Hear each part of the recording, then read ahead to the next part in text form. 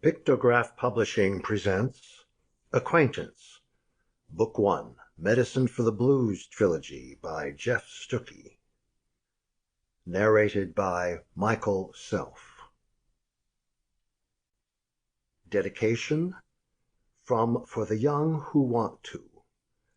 Talent is what they say you have after the novel is published and favorably reviewed.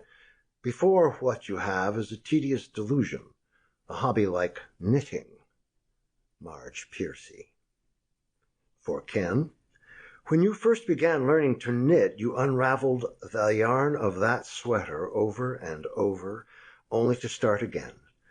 Where would I be without your fine example? If the sweater fits, wear it. After his death in 1983, Dr. Carl Holman's memoirs were found in a desk drawer. The estate sale manager donated the document to the local historical society. This quotation was paper-clipped to the front of the manuscript. "I've held nothing back of the bad, added nothing extra of the good, and if it happens that I've used some small embellishment, it's only because of the gap in my memory. I may have supposed something to be true that could well have been so, but never something that I knew to be false." Jean-Jacques Rousseau, Confessions. Facsimile of the title page from Carl Holman's manuscript. Memories of Jimmy by Carl Travis Holman, M.D. Completed 1981. Oh, let me true in love, but truly right. William Shakespeare, Sonnet 21.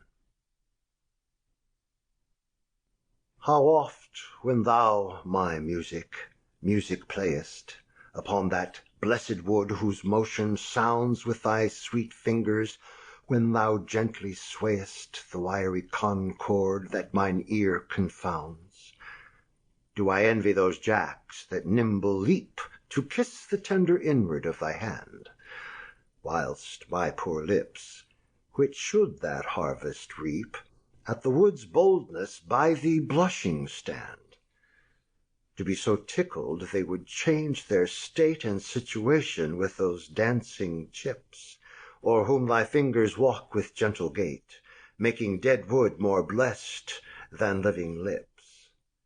Since saucy jacks so happy are in this, give them thy fingers, me thy lips to kiss. William Shakespeare, Sonnet 128. Chapter 1. May 1923. The first time I saw Jimmy, he was playing the piano. Even before I laid eyes on him, I could hear him playing. Jimmy's music mingled with the buzz of voices from the Iverson wedding reception as I walked along the Chandler Hotel's wood-paneled mezzanine toward the grand ballroom. From his precise phrasing, the rippling passages of a Mozart piano invention flowed, clear and fresh. The spontaneous enthusiasm of a trout darting along a rivulet ran through the light, lyrical performance, yet something lingered that I couldn't quite put into words. When I entered, I saw Jimmy sitting at a grand piano next to a polished wooden column and a potted palm. He was engrossed in his playing, bathed in light from a stained glass skylight. Everything about him looked crisp and clean, from his sandy hair parted neatly down the middle and slicked back movie star fashion, to the white tie, the starched dress shirt, the fit of the tailcoat hugging his trim body.